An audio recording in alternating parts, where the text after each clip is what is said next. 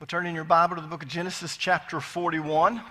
This is a very interesting and lengthy chapter because it explains how Joseph became the second most powerful man in all of Egypt. Now, I'd like to cover all of chapter 41 tonight. I'm not sure if that's quite possible because it has 57 verses in this chapter, but I'm still going to give it a try. I think I can do it, and the way I'm going to do it is I'm going to speed things up by actually studying this or going through this chapter paragraph by paragraph rather than verse by verse. So let's look at verses 1 through 7. It says, 2 full years later, Pharaoh dreamed that he was standing on the bank of the Nile River. In his dream, he saw 7 fat, healthy cows come up out of the river and begin grazing in the marsh grass. Then he saw 7 more cows come up behind them from the Nile, but these were scrawny and thin. These cows stood beside the fat cows on the riverbank. Then the scrawny, thin cows ate the 7 healthy, fat cows. At this point in the dream, Pharaoh woke up, but he fell asleep again and he had a second dream. This time he saw 7 heads of grain, plump and beautiful, growing on a single stalk. Then 7 more heads of grain appeared, but these were shriveled and withered by the east wind.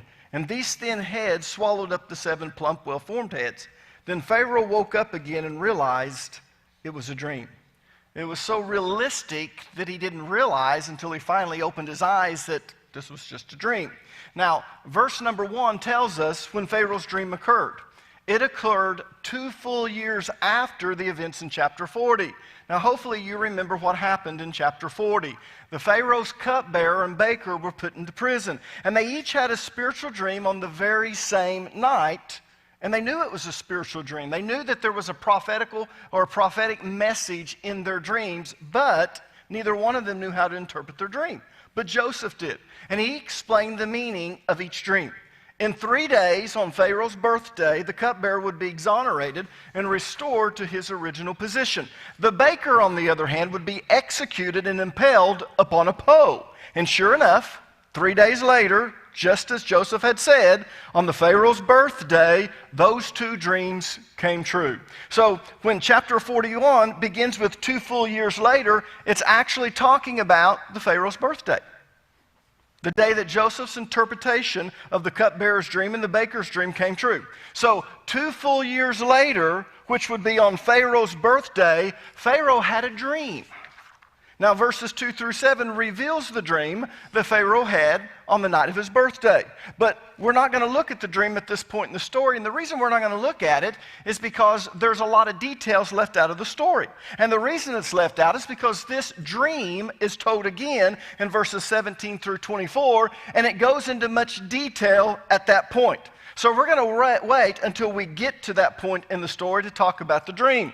So let's move on to verses 8 through 14. Which explains why Joseph was brought before Pharaoh. And if you notice, we're moving along quite quickly. Notice what it says. The next morning, Pharaoh was very disturbed by his dreams. So he called for all the magicians and wise men of Egypt. When Pharaoh told them his dreams, not one of them could tell him what they meant. Finally, the king's chief cupbearer spoke up. Today I have been reminded of my failure, he told Pharaoh. Some time ago, you were angry with the chief baker and me, and you imprisoned us in the palace of the captain of the guard. One night, the chief baker and I each had a dream, and each dream had its own meaning. There was a young Hebrew man with us in the prison who was a slave of the captain of the guard. We told him our dreams, and he told us what each of our dreams meant, and everything happened just as he had predicted.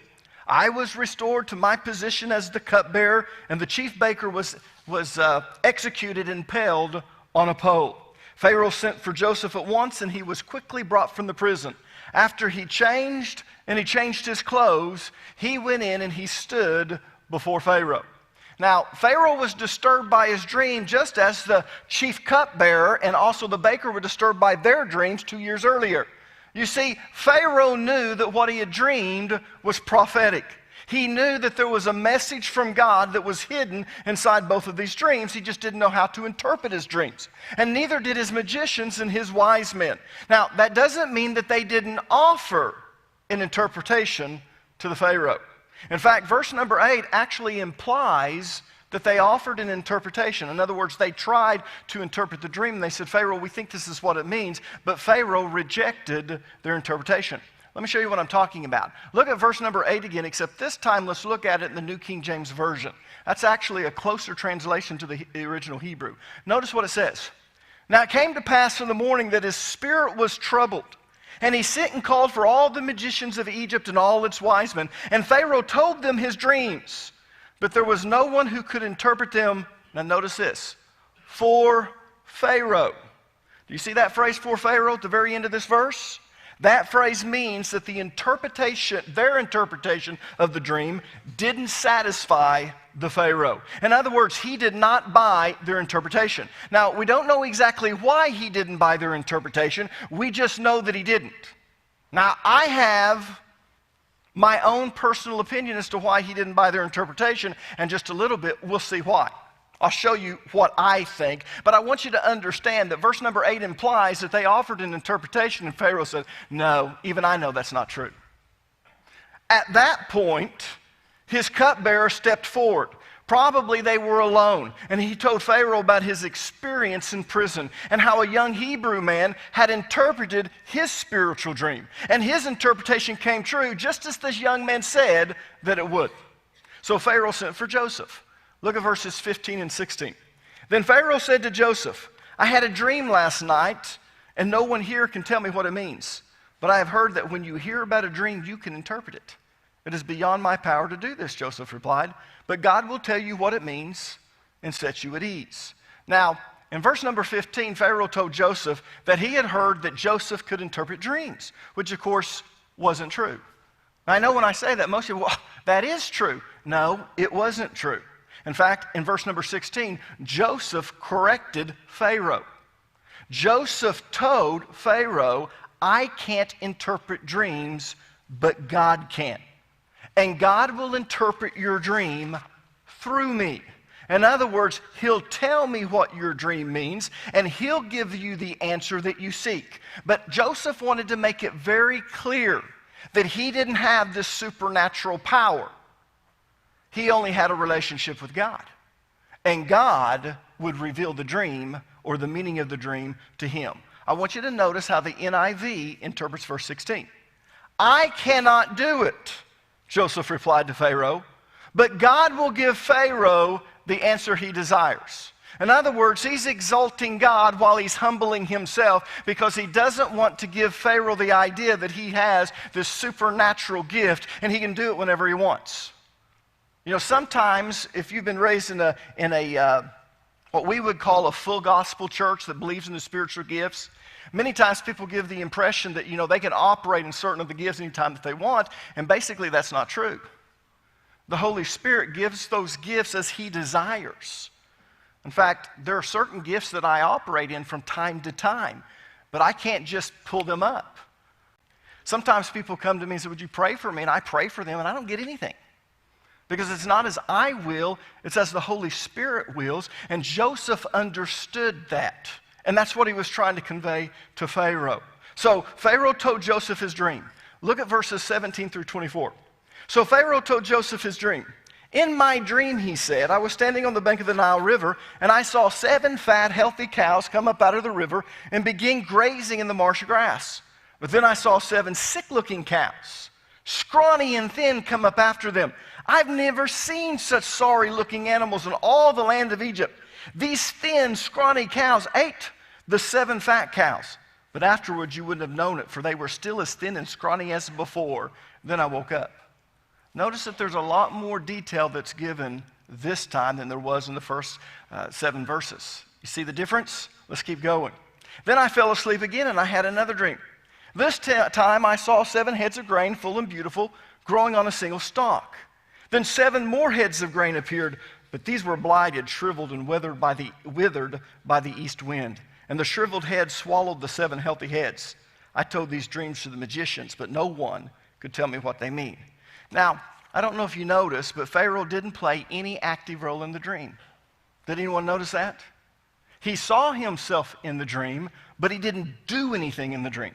He was just standing on the bank of the Nile watching what happened. So he was only a passive spectator in this dream. Now, if you remember, as we go back to the cupbearer's dream and we go back to the baker's dream, it was very interesting. In the cupbearer's dream, he played an active role. He actually did his job and presented things to the Pharaoh. But the baker didn't. He played a passive role. And it's the same case here. Pharaoh does not play an active role. He's just a passive spectator. He's standing on the bank of the Nile River and he's watching what happened. And I personally believe that's why he didn't buy the magician's interpretation of his dream. They were trying to make the interpretation about him.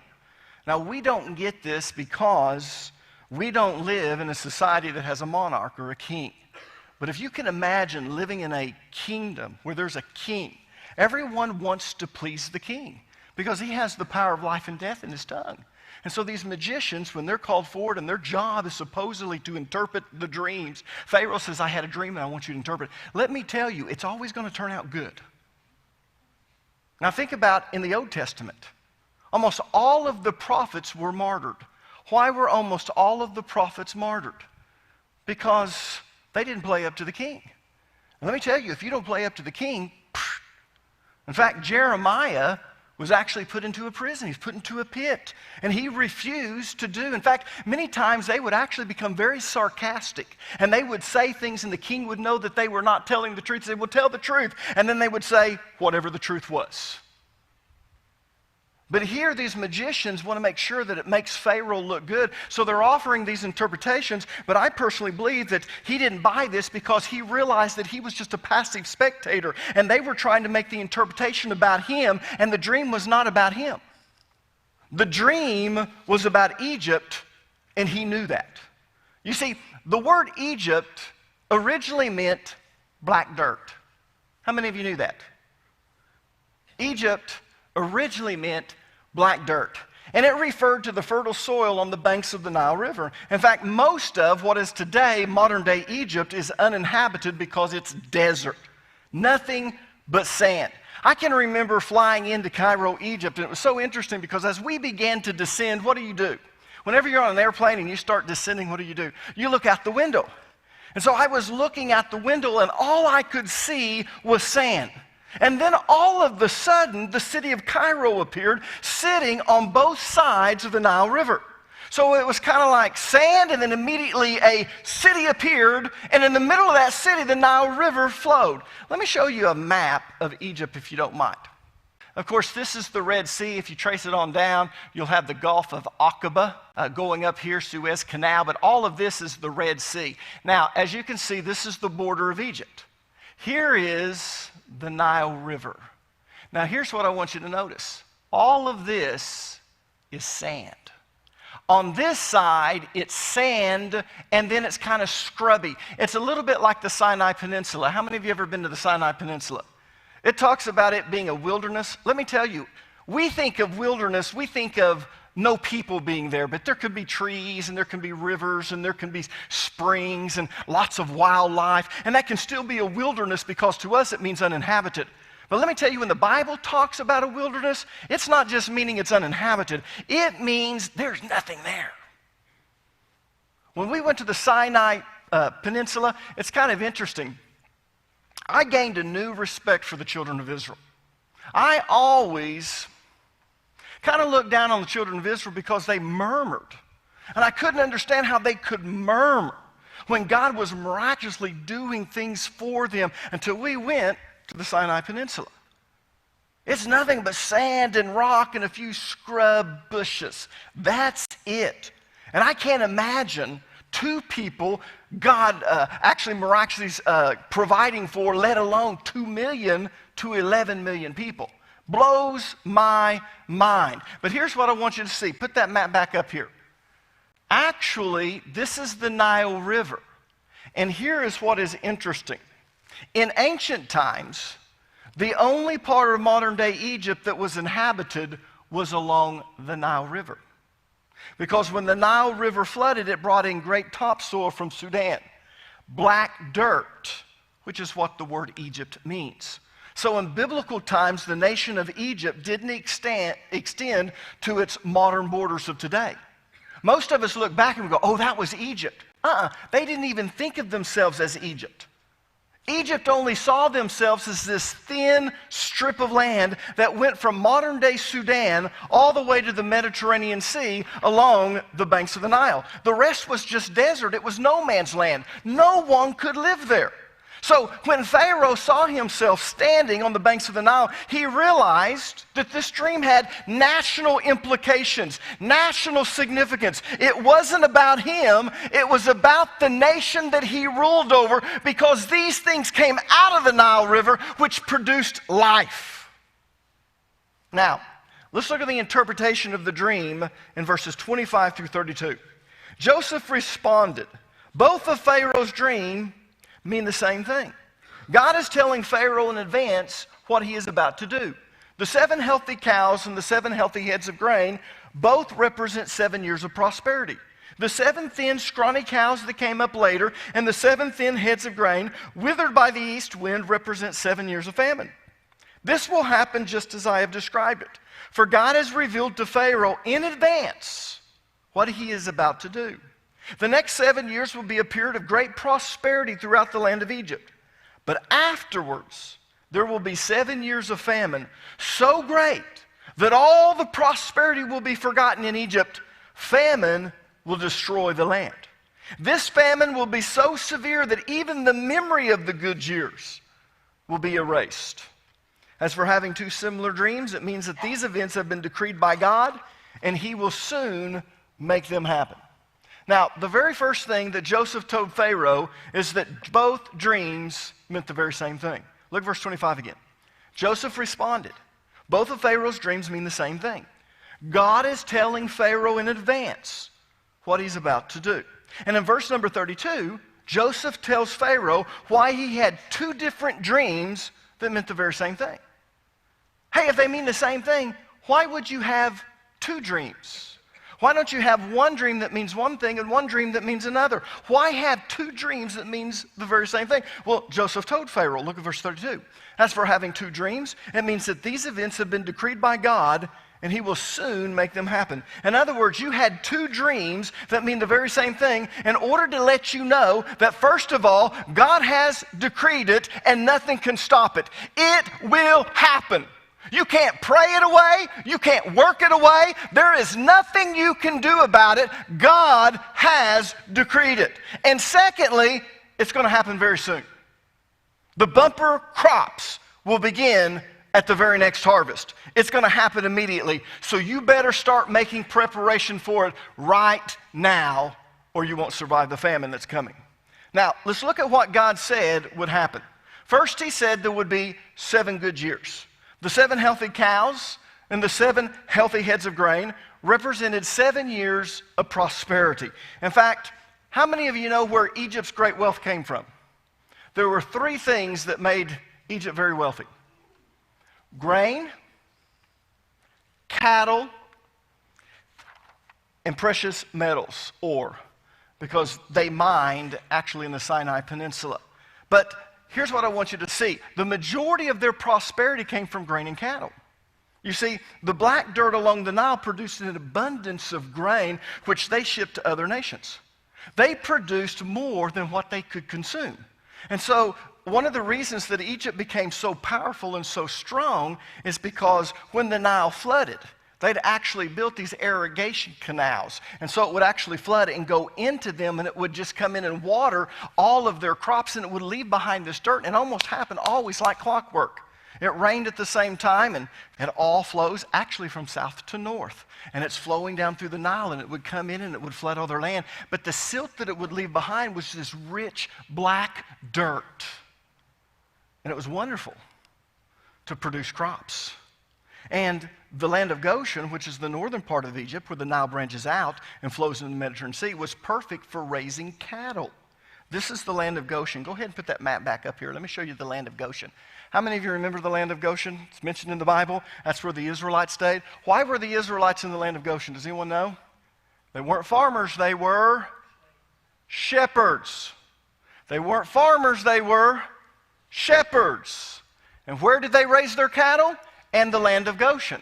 So you've got the Nile River that's flowing, and notice this delta shaped like a triangle. This is the delta where all of a sudden the Nile branches out, and right now it branches out today in 7 different little rivers that go into the Mediterranean Sea. But this is on the actually east side is the land of Goshen. That was a wonderful place to raise cattle because the grass is so thick there and so great because all of that rich black dirt is deposited there and there's plenty of water, and so you can raise cattle unbelievably. Wonderful place. Now, after the 7 years of prosperity, 7 years of drought would come, producing a great famine. The 7 thin, scrawny cows and the 7 thin heads of grain, withered by the desert winds, represented 7 years of famine. You see, if the Nile River didn't flood, it wouldn't reach the irrigation channels. It didn't do any good to make your irrigation channels down by the Nile River because once it flooded, it just washed it all out. So basically, they had levees. And when that flooded and it would come up, they wanted to get to the very top of that. They kind of knew where flood level was, and then they built these irrigation channels, and they were able to water their crops. But if the Nile River didn't flood, it wouldn't reach their irrigation channels, and their crops couldn't be watered. And the grass wouldn't grow in the land of Goshen to feed their cattle. So their 2 means of prosperity would be destroyed. People, that's exactly what happened. Now, notice what Joseph told Pharaoh in verses 30 and 31. But afterward there will be 7 years of famine so great that all the prosperity will be forgotten in Egypt. Famine will destroy the land. This famine will be so severe that even the memory of the good years will be erased. Now, if you're paying attention, you notice that verse 31 is a repeat of verse number 30. It says the very same thing except in a different way. And the reason verse number 31 is reiterating what verse number 30 said is to emphasize the unusual nature and seriousness of the famine. You see, the Egyptians were used to having at least 1 year of famine every 7 to 10 years. There will at least be 1 year where there might be a famine. What we're going to find out as we read through this is that the famine hits all the other nations first. It hits Canaan, it hits Ethiopia, it hits Sudan, hits Libya, hits all of those countries that are around Egypt. But the reason it really doesn't touch them is because, again, they produce so much that normally they had an overabundance. And so when the first year of the drought starts, it's not a big deal. But all the other countries can't afford to have even 1 year of drought. Egypt can. But by the second year, even Egypt's in trouble. But what is interesting is that verse number 31 is saying the very same thing that verse 30 is. And the only reason that's reiterating this is because it wants to reiterate how unusual and how serious this famine is going to be. It's going to go on for 7 years. Now, in verses 33 and 36, Joseph advised Pharaoh on what to do. Now, keep in mind that Joseph was only 30 years old when he stood before Pharaoh. He was sold into slavery at the age of 17. He has spent the last 13 years of his life in slavery and or in prison, not receiving an education. He's a very, very intelligent man. In fact, at one time, he was Potiphar's right-hand man, and even when he's put into prison, Potiphar's still using him. That's how intelligent he was, but he's still only 30 years old. And here he is, advising Pharaoh on what to do. And at this time, Egypt is one of the main world powers. Unbelievable. Look at verses 33 through 36. Now therefore, let Pharaoh select a discerning and wise man and set him over the land of Egypt. Let Pharaoh do this, and let him appoint officers over the land, to collect 1/5 of the produce of the land of Egypt in the 7 plentiful years. And let them gather all the food of those good years that are coming, and store up grain under the authority of Pharaoh, and let them keep food in the cities. Then that food shall be as a reserve for the land for the 7 years of famine, which shall be in the land of Egypt, that the land may not perish during this severe famine. Now, Joseph made 3 recommendations to Pharaoh. The first one is in verse 33. Now therefore let Pharaoh select a discerning and wise man, and let him set him over the land of Egypt. In other words, he told Pharaoh to choose one man to be in charge over all of Egypt. And all activities of the state need to be under his control. All activities. So this man needs to be a very intelligent and wise man, because he is going to be the second most important man in all of Egypt, second only to Pharaoh. The second recommendation that he makes to Pharaoh is in verse 34. Let Pharaoh do this, and let him appoint officers over the land to collect 1/5 of the produce of the land of Egypt in the 7 plentiful years. In other words, the man you put in charge needs to have a staff underneath him in order to prepare Egypt for this coming famine. They need to levy a tax of 20% of all the grain that's harvested during this 7 years of prosperity, during this 7 years when bumper crops are going to be produced. And this staff needs to make sure that it's collected and stored for the use of this famine that's going to be coming. The third recommendation that he made to Pharaoh is found in verses 35 and 36. And let them gather all the food of those good years that are coming, and store up grain under the authority of Pharaoh, and let them keep food in the cities. Then that food shall be as a reserve for the land for the 7 years of famine, which shall be in the land of Egypt, that the land may not perish during the famine. Now, this third recommendation is super smart. Super smart. You see, the normal tax on the people in Egypt was 10%. How do we know that? Because archaeologists have found hieroglyphics written on take tablets, some on stone, and so we're able to go back and we're able to build what their culture was like. And the normal taxation of the Egyptian people by the Pharaoh was 10%. But during the 7 years of prosperity, they were going to double the tax, which meant the people weren't going to be very happy. So to help alleviate their anger, Joseph recommended that they keep the grain that they collected in the same cities that they collected it from. Look at verse number 35 again. And let them gather all the food of those good years that are coming, and store up grain under the authority of Pharaoh, and let them keep food in the cities. Not city, singular. Not Luxor, southern Egypt. Not Memphis, the capital. But cities, plural. In other words, store the grain you collect in the same city that you collect it from, so the people can see where it's going.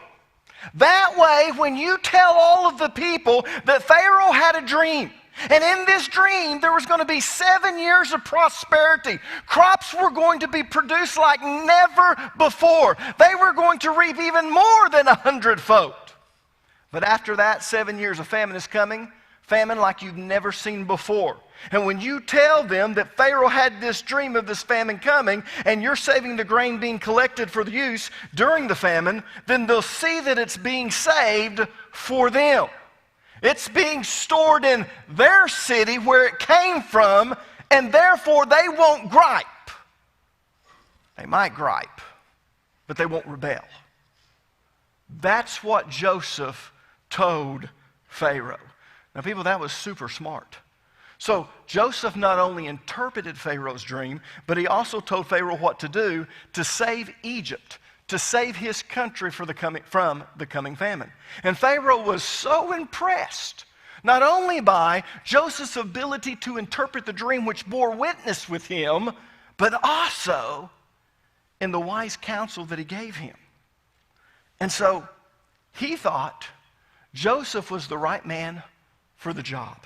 Look at verses 37 and 38. Joseph's suggestions were well received by Pharaoh and his officials. So Pharaoh asked his officials, "Can we find anyone else like this man, so obviously filled with the Spirit of God?" Now, I'll be honest with you. I'm sure the officials were amazed that this 30-year-old man that had come from a foreign nation, been sold into slavery, spent the last 13 years either in slavery and or in prison, was now standing here before Pharaoh interpreting the dream, and everyone's just like, that's so simple now that he says it. But then they hear this wise counsel, because when he first says you're going to need to save 20%, all the officials are going, boy, the people aren't going to put up with that. They'll rebel. But then he tells them what to do, and they're like, whoa. So he turns to the officials, and he says, can we find anyone else like this man so obviously filled with the Spirit of God? Now, by this time, they're starting to realize what he's getting ready to do, and they don't want that to happen. Many of them are in their 50s and 60s, and they've always had Pharaoh's ear, and they don't like where this is going, but you can't really tell Pharaoh, no, don't do it. So Joseph was selected to be the vizier of Egypt. Now, some theologians pronounce it as vizier, others as vizier, and still others as vizier. It's V-I-Z-I-E-R. If you're taking notes, V-I-Z-I-E-O-I-E-R. See if I can say that right. And you've probably heard it as vizier. Most people in Oklahoma do it that way. But I'm going to pronounce it vizier because that's how the professors at JBU pronounced it, and that's where I went, so that's what I learned. So I'm going to pronounce it vizier. In ancient Egypt, the vizier was the right-hand man of Pharaoh. This wasn't the only time that a man had been placed as second in command. In fact, this was really a common practice, but normally that person had to prove himself. So in a sense, it wasn't abnormal, but it wasn't normal. Because there are many records that we found where a person was placed as the vizier. The vizier was the second most powerful man in all of Egypt, second only to Pharaoh. He was Secretary of the State, Secretary of Defense, Secretary of Agriculture, Secretary of the Treasury, Prime Minister, etc. He was number 2, and no one was like him. So Joseph was selected to be the vizier. Look at verses 39 through 44. Then Pharaoh said to Joseph, since God has revealed the meaning of the dreams to you, in other words, God's on your side, clearly no one else is as intelligent or wise as you are. You will be in charge of my court. Okay, we're not just going out in the country. You're going to be in charge of my court. And all my people will take orders from you. Only I, sitting on my throne, will have a rank higher than yours. Pharaoh didn't go out among the people much. Seriously, he didn't do that. Pharaoh said to Joseph, I hereby put you in charge of the entire land of Egypt. Then Pharaoh removed a signet ring from his hand, and he placed it on Joseph's finger. He dressed him in fine linen clothing and hung a gold chain around his neck. Then he had Joseph ride in the chariot reserved for a second in command. And wherever Joseph went, the command was shouted, kneel down. The vizier was treated as if he was Pharaoh because he was Pharaoh's right-hand man. So wherever Joseph went, people, when they saw him coming in the Pharaoh's chariot, his second chariot, there's only 2. One was Pharaoh's and one was the vizier's. You had people running before them, announcing his arrival, and people would literally kneel down. So Pharaoh put Joseph in charge of all Egypt. And Pharaoh said to him, I am Pharaoh, but no one will lift a hand or foot in the entire land of Egypt without your approval. Everything that you say they will do, and everything you say not to do, no one will do. Well, let me ask you something. How would you like it if someone from another nation became president of the United States? Let's not get into any of the other stuff today. Hypothetically, how would you like it if someone from Russia, someone from Europe, someone from another nation that was born over there, didn't move over here when they were young, and this becomes, I'm just talking about they move over here in their 20s, 17, let's just make it 17 years old. And then one day they're president. You'd throw a fit, wouldn't you? What about the Egyptian people? Now, to make it easier for Joseph to be accepted as the vizier by the Egyptian people, Pharaoh immediately granted him Egyptian citizenship. And he gave him an Egyptian name and an Egyptian bride. Look at verse number 45. Most people overlook this, but they don't understand the purpose of this. Then Pharaoh gave Joseph a new Egyptian name, Zaphenath-Paneah. He also gave him a wife whose name was Asenath. She was the daughter of Potiphera, the priest of On. So Joseph took charge of the entire land of Egypt. Now I want you to remember, we skipped over. We read it, but we didn't say anything about it. If you remember in verse 14, all of Joseph's hair was shaven off of his body. Do you remember that? He was brought from prison, but before he went to Pharaoh's court, he was completely shaven, so he would look like an Egyptian, and Egyptian clothing was placed upon him. So he was made to look like an Egyptian before he was brought before Pharaoh. And now, he's been given an Egyptian name and an Egyptian bride, and no one knows he's not an Egyptian except for 3 people. Who are those 3 people? Potiphar, the captain of the guard. The cupbearer, the baker is dead. And Pharaoh. Remember, he was shaven and given Egyptian clothing before he came before Pharaoh. So even Pharaoh's officials didn't know he was an Egyptian except for Potiphar and the cupbearer. Even Potiphar's wife wouldn't have recognized him without his hair and beard. So Joseph was immediately assimilated into the Egyptian culture and society. He looked like an Egyptian. He dressed like an Egyptian. He had an Egyptian name, and he had an Egyptian wife. And she was from royalty. And so no one even gave it a second thought. Joseph was an Egyptian. This is why his brothers will not recognize him. Now, I understand 17 years he sold into slavery, 13 years goes by. It's going to actually be around 8 to 9 years before they come to Egypt. So we're talking about he's 38 to 39 years old. They haven't seen him since he was 17, but they don't even recognize him. He doesn't even look anything like him, but not because he's changed that much. It's because he looks and he dresses and he acts like an Egyptian. And people, let me tell you something. Pharaoh did that, and his court didn't even know about it. That's the implication of that verse, and most people just read over it. And then it happened, just as Joseph said that it would. His interpretation of the dream came true. Look at verses 46 through 49. He was 30 years old when he began serving in the court of Pharaoh, the king of Egypt. And when Joseph left Pharaoh's presence, he inspected the entire land of Egypt. As predicted, for 7 years, the land produced bumper crops.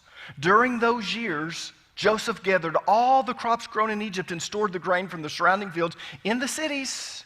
He piled up huge amounts of grain like sand on the seashore. Finally, he stopped keeping records because there was too much to measure. So they had 7 great years of bumper crops, and they collected so much grain.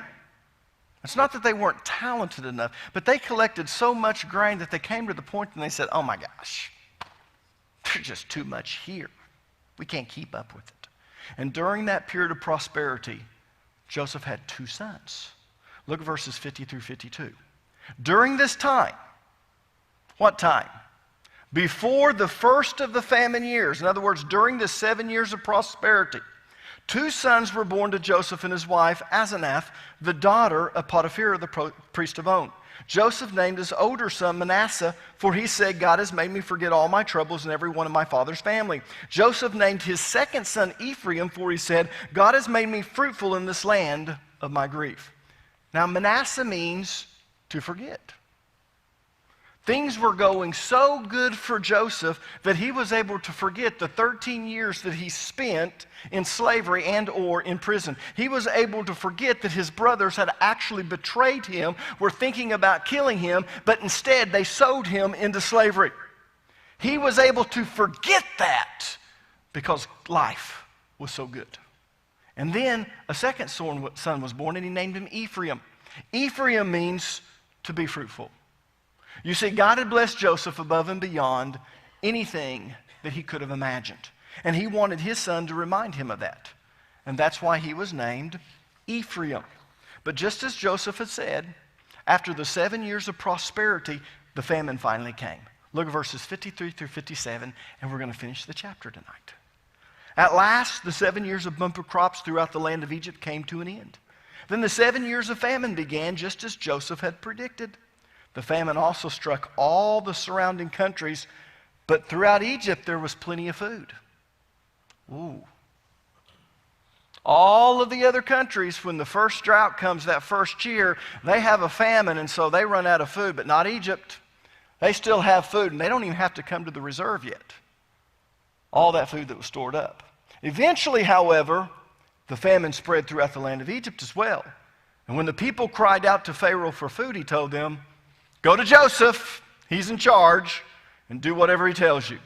So with severe famine everywhere, Joseph opened up the storehouses and he distributed the grain to the Egyptians, for the famine was severe throughout the land of Egypt. And people from all around came to Egypt to buy grain from Joseph because the famine was severe throughout the world, or in other words, the known world. All of northern Africa, all of the Middle East, and probably even up and around Turkey. Now I want you to notice that the last verse in chapter 41 is actually setting us up for the reunion between Joseph and his brothers. Look at verse 57 again. And people from all around came to Egypt to buy grain from Joseph because the famine was severe throughout the world. It was the famine in Canaan that brought Joseph's brothers to Egypt. And the dreams that he had before, the first one was this, that his brothers would bow down before him. And if you remember, I'm jumping ahead of myself, Daddy and the rest of the family didn't come to Egypt. Only the brothers did. So the first dream comes true. And then finally, the whole family comes down. And let me tell you, because everyone thinks Joseph is an Egyptian, even his family must bow down before him in public. So the very two dreams that Joseph had comes true.